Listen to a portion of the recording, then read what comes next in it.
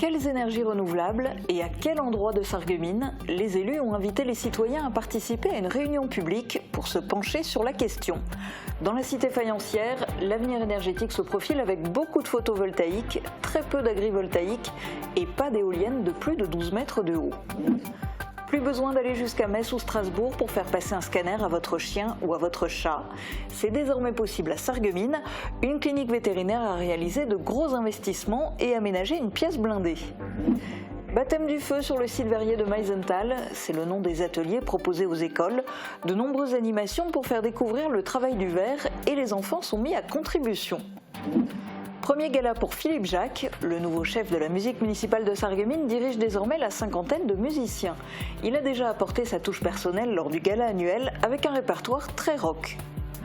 Une belle leçon de combativité. Après un long combat contre la maladie, Coralie Greff, alias Colly, tourne son premier clip. La chanteuse originaire de Sarreguemines sortira un EP fin mai et son premier album devrait paraître d'ici la fin de l'année. Bienvenue sur Mosaïque Cristal. Après l'actu, on plongera dans l'ambiance d'un tournage de film. L'acteur et réalisateur messin Hugo Becker est en train de réaliser son 6e court-métrage. La ligne de vie aborde l'enfer des tranchées de la Première Guerre mondiale par le prisme des postiers. Quelques 80 figurants et 30 techniciens ont passé 7 jours dans la Marne où ont été reconstituées des tranchées. Les coulisses du tournage sont à découvrir tout à l'heure. On commence avec l'actu en se tournant vers l'avenir. À quel endroit rajouter demain à Sarreguemines des unités de production d'énergie renouvelable? À l'initiative du conseil municipal, une réunion publique était organisée hier soir en salle du conseil. Élus et citoyens ont notamment échangé sur les zones où pourraient être installés dans le futur des équipements de production d'énergie solaire et hydraulique. Guillaume Dumontail était sur place. Parce que vous me connaissez. Favoriser le développement des énergies renouvelables, c'est la volonté entre autres de l'État qui a demandé aux collectivités et aux EPCI de définir pour l'avenir des zones sur lesquelles des unités de production d'énergie renouvelable pourraient être installées. La ville de Sarreguemines s'est donc exécutée en définissant des zones favorables et des zones défavorables. Une zone défavorable, c'est une zone où ce sera beaucoup plus contraignant pour avoir une autorisation de développement d'énergie renouvelable. On considère qu'il y a certaines zones dans la ville qui sont impropres à certaines énergies et donc on espère que le fait de présenter ces zones défavorables dissuaderont certains promoteurs ou autres. Les terrains appartenant à la ville et ceux appartenant aux particuliers sont concernés, pas ceux qui sont propriété de l'État. Différentes cartes ont été réalisées en fonction des différents types d'énergie renouvelable envisagés. Pour l'éolien, les grands mâts supérieurs à 12 mètres de haut et qui doivent être installés à plus de 500 mètres des habitations, l'État a identifié des zones sur Sarreguemines. La municipalité est défavorable à l'installation de telles éoliennes sur l'ensemble de ces zones. Pour les centrales hydrauliques, il y en a certaines qui existent déjà, comme à Velferdin sur l'île du Moulin, une qui est en révision sous le musée des techniques faïencières, et des endroits où d'autres pourraient être rajoutés, comme au niveau des écluses, mais encore faut-il qu'un porteur de projet estime pouvoir créer suffisamment d'électricité à partir des chutes d'eau pour qu'une nouvelle centrale hydraulique voie le jour. En ce qui concerne la méthanisation, la ville ne souhaite pas que d'autres unités soient créées, en plus de celles situées près de la déchetterie professionnelle, en raison de l'odeur ressentie parfois par les riverains. Sur Sarreguemines, c'est au niveau du solaire que le potentiel de hausse de production d'énergie renouvelable est identifié par la mairie comme le plus prometteur. La ville est favorable à l'installation de panneaux photovoltaïques sur tous les toits, à condition que des demandes existent. Un avis favorable de la municipalité existe aussi pour l'installation d'ombrières photovoltaïques sur les parkings, sauf sur ceux de la Poste, de l'hôtel de ville, de la place de la Camp d'Armée et sur le plateau bas de la friche des faïenceries. La mairie ne souhaite pas non plus que des panneaux photovoltaïques au sol soient installés sur la friche des faïenceries. Et en ce qui concerne l'agrivoltaïsme, la ville est favorable à une telle installation à un seul endroit, près du golfe. À noter qu'une extension du réseau de chaleur est également envisagée pour permettre le développement d'une énergie durable à partir de la biomasse. L'ensemble des cartes présentées hier est consultable sur le site internet de la municipalité jusqu'à la fin de cette semaine. Jusqu'à présent, si votre animal avait besoin d'un scanner, il fallait vous déplacer jusqu'à Metz ou Strasbourg. Désormais, cet examen peut être effectué à Sarreguemines. Un équipement dernier cri a été installé au centre-ville. Explication dans ce reportage de Marie-Morgane Pires. Plus besoin d'effectuer de longs trajets avec son animal de compagnie pour lui faire passer un scanner. La clinique vétérinaire des faïenceries à Sarreguemines vient d'acquérir cet outil de diagnostic. Il est installé dans une extension de la clinique, créée de l'autre côté de la rue. Alors c'est un vrai plus sur nos patients parce que c'est l'imagerie dernier cri, donc c'est ce qui se fait de mieux, dans lequel on a des images qu'on n'arrive pas à voir à l'échographie, donc classique ou à la radiographie. Donc oui, c'est un vrai plus et on va beaucoup plus loin dans le diagnostic du coup. Chacun des 6 vétérinaires et des assistants vétérinaires de la clinique est en train d'être formé à l'utilisation du scanner. Vous appuyez ici pour faire apparaître le laser pour positionner l'animal. Si on a un scan d'urgence, on va utiliser Emergency qui va nous indiquer directement les identifiants d'urgence. Il y a tout le côté donc, acquisition des images, c'est savoir se servir de cette machine, de son ordinateur. Et ensuite, il y a toute une partie lecture, interprétation des images. Donc ça, on travaille en collaboration avec un vétérinaire qu'on appelle un imageur, avec lui, on lui envoie donc les données, les images par Internet chez lui et qui lui nous accompagne et les lit pour être sûr de ne pas passer à côté de quelque chose. Si on voulait plus le thorax, par exemple, ça aurait été mieux de relever un peu. Voilà, exactement. Okay. La clinique a investi près d'1 million d'euros dans ce projet. Il comprend le scanner, installé dans une pièce blindée avec 2 mm de plomb et 2 circuits de climatisation. Dans l'extension, on retrouve également une salle de lecture et une salle de chirurgie si un animal a besoin d'une opération en urgence suite aux résultats. C'est comme le chien. Les baptêmes du feu sont de retour au site verrier de Meisenthal. Ils ont lieu de janvier à mars et cette année, le nombre de créneaux a été doublé, passant au nombre de 33. Les baptêmes du feu sont composés de nombreux ateliers, parmi eux la fabrication de sucettes en sucre. Alors vous allez voir pourquoi fabriquer des sucettes sur un site verrier n'est pas dénué de sens. Reportage d'Emilie Hazel. Comme chaque année, le site verrier de Meisenthal accueille des scolaires pour des ateliers ludiques. Ce sont les baptêmes du feu. Cette saison, ils ont lieu du 22 janvier au 28 mars 2024.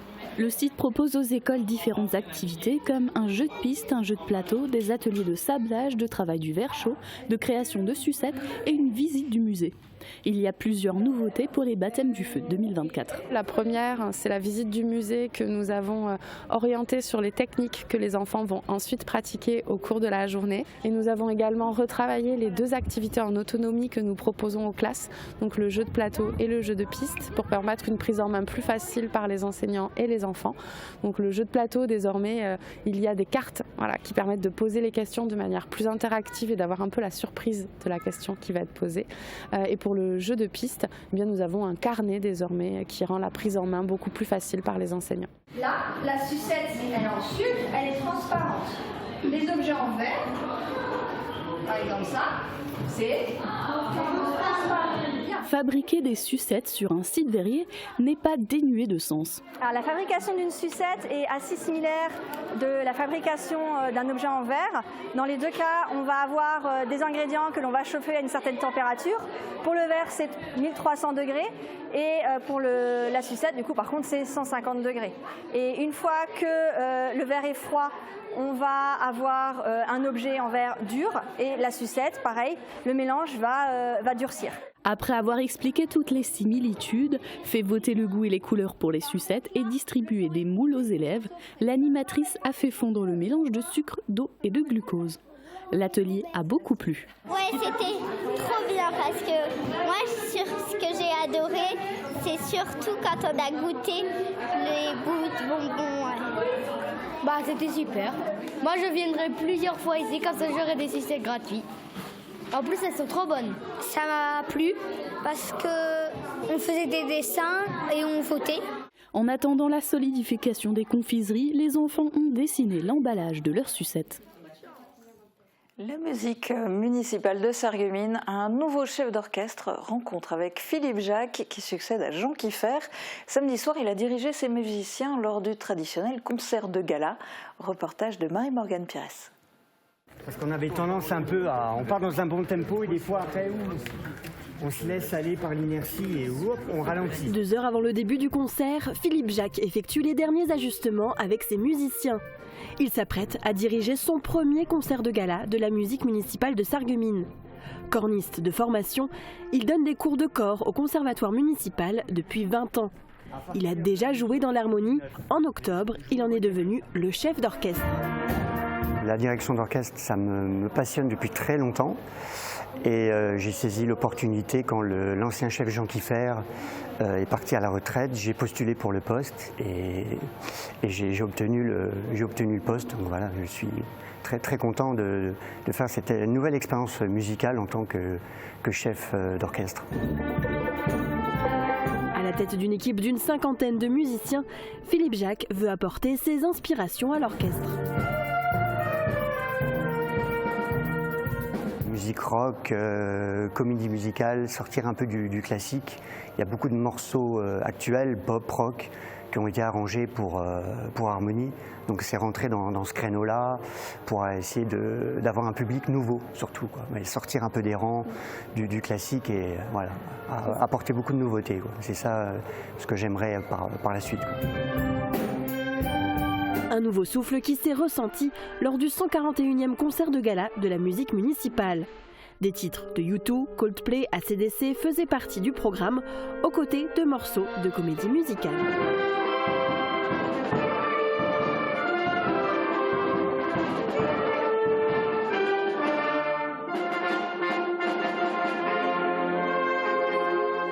Coralie Greff, alias Colly de son nom de scène, s'apprête à faire son retour en musique avec la parution d'un nouveau clip vidéo.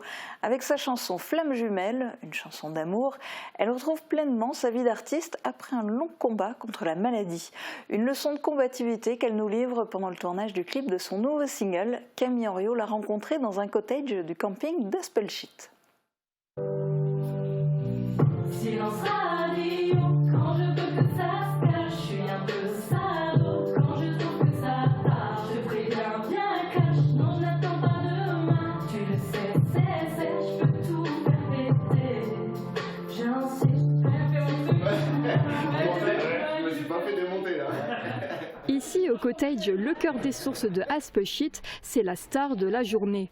Colly, de son nom de scène, se fait pomponner pendant que le plateau de tournage se prépare. Cette compositrice et interprète de 38 ans réalise son rêve le plus cher. Mettre en image l'une de ses chansons, Flamme jumelle, l'histoire d'un amour divin. Le lieu de tournage n'a d'ailleurs pas été choisi au hasard. C'était pas prévu à la base, mais en fait, de fil en aiguille, j'ai rencontré les propriétaires qui m'ont proposé justement, à titre gracieux, de venir tourner ici, parce que justement, elle aimait beaucoup ma chanson, ma voix, et qu'elle me soutient depuis le début. Colly, alias Coralie Greff, peut enfin donner un premier élan à sa carrière musicale après un long combat contre la maladie. Quand je veux que ça, un peu sado, je te pousse peut-être, tu vois. C'est vrai que je reviens de très très loin, j'ai été très malade. Donc à l'époque, quand j'étais en train d'enregistrer mon premier album, j'ai été atteinte de fibromyalgie sévère, de la maladie de Verneuil et des syndrome des ovaires polykystiques. Donc 3 maladies incurables qui m'ont complètement mis à plat. J'étais pendant 6 ans alitée, donc en béquille, parfois en fauteuil roulant. Et c'était très très difficile pour moi parce que c'était la fin de ma carrière et la fin de mon rêve. Longtemps, elle a dû mettre en parenthèse son rêve de monter sur scène pour interpréter ses propres chansons. C'est une maladie en fait où le cerveau envoie la douleur et parfois maximale au point de vomir, de douleur, d'être couché, aucun antidouleur n'agit. Et donc petit à petit il y a une fonte musculaire et on a tellement mal qu'on ne dort plus. On n'arrive plus à faire des courses, on n'arrive plus à marcher, on n'arrive plus à descendre un escalier. Mais grâce au soutien de ses proches et le hasard de belles rencontres, elle a su se relever, toujours portée par sa passion pour la musique et le chant. C'était très compliqué à la base parce que j'avais peur de remonter sur scène étant donné que c'était associé à la douleur. J'avais très très mal dans ces moments-là. Et petit à petit, j'ai rencontré mon guitariste Patrice qui m'a remis en confiance. Il me faisait des séances de tai chi, il est génial. Et vraiment, avant, il m'a fait reprendre confiance en moi. Donc on est remonté sur scène. Une leçon de combativité qu'elle transmet dans ses chansons et elle l'espère bientôt sur des petites scènes locales. Flamme jumelle est l'une de ses premières chansons de son univers pop et R&B. On la retrouvera sur son EP de 5 titres disponible fin mai et son premier album devrait paraître d'ici la fin de l'année.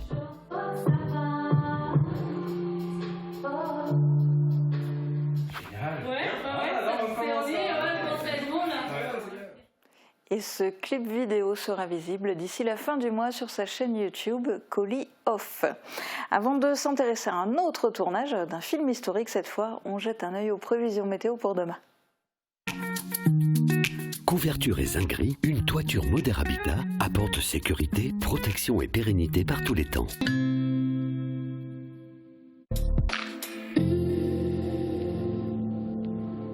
Bonjour tout le monde, saviez-vous que jusque dans les années 50, les espaces ouverts des Vosges du Nord étaient entretenus et jardinés, puis ont finalement été abandonnés et laissés en friche.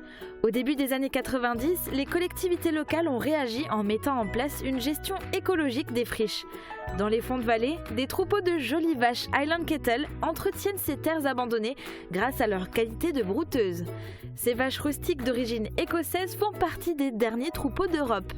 On peut les observer sur ces images sous un beau soleil, mais il va falloir attendre jusqu'à jeudi pour le revoir dans le ciel. Pour demain, on retrouvera un temps très couvert et légèrement pluvieux en matinée. Dans la journée, les pluies devraient se faire plus rares, mais le ciel sera toujours très gris.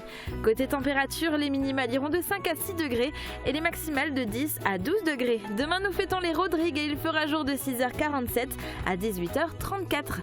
Passez tous une belle journée et à demain!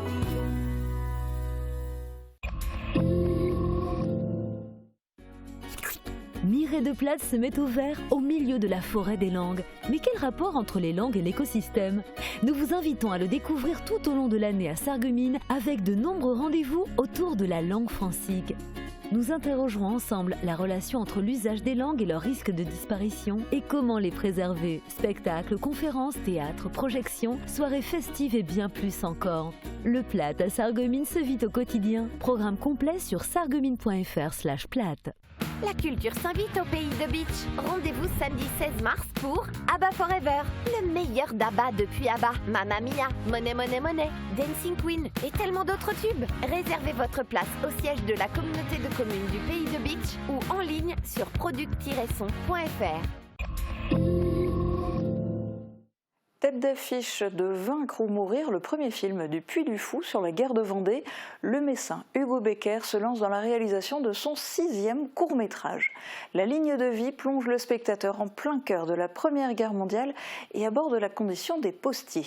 Le tournage se déroule sur le site de la Main de Massige, dans la Marne, un décor de choix puisque ces plaines ont vu évoluer les troupes françaises et allemandes pendant la guerre. Hugo Becker dirige plus de 80 figurants et 30 techniciens. 7 jours de tournage pour réaliser ces scènes de guerre grandeur nature. Découvrez les coulisses d'un tournage de cinéma dans ce reportage d'Elisa Wittich.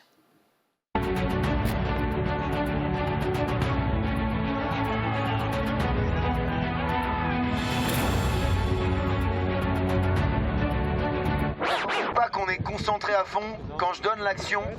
C'est avec enthousiasme que ces 80 figurants se jettent à corps perdu dans ces tranchées, sous l'œil avisé d'Hugo Becker. Le réalisateur messin se lance dans son 6e court-métrage et aborde la Première Guerre mondiale depuis le prisme des postiers. Hugo a choisi de le traiter sous l'axe du thriller. C'est-à-dire qu'on a des postiers français qui ont franchi un checkpoint allemand et vont se faire interroger par des enquêteurs.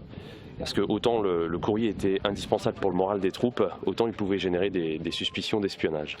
Et Hugo a choisi ce thème en retombant sur des lettres de son arrière-grand-père qui a vécu cette guerre. Et donc il a souhaité aborder un thème qui pour lui est devenu personnel. Ok, allez bon. Et la machine, elle est où, la grosse machine? Machine à fumer, pyrotechnicien, cadreur, chef d'éco. Au total, c'est plus de 30 techniciens qui s'affairent aux abords de la Seine pour redonner vie aux tranchées.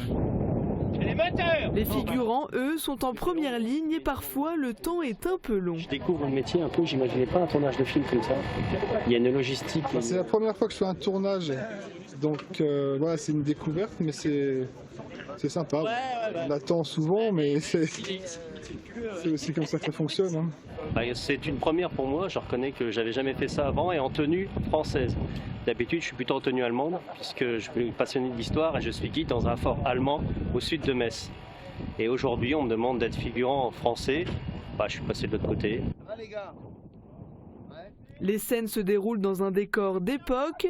Il y a plus de 100 ans, des hommes combattaient dans ces tranchées, ici à Massige, dans la Marne. Et nous avons décidé de recreuser les tranchées sur l'ensemble de ce terrain, sur leur tracé d'origine et de les remettre en état comme elles pouvaient être à l'époque. Nous avons fait des découvertes, bien sûr beaucoup d'objets correspondant donc à cette période, des corps de soldats. Le court-métrage d'une vingtaine de minutes s'intitule La ligne de vie et sera disponible en début d'année prochaine. Action ! Action !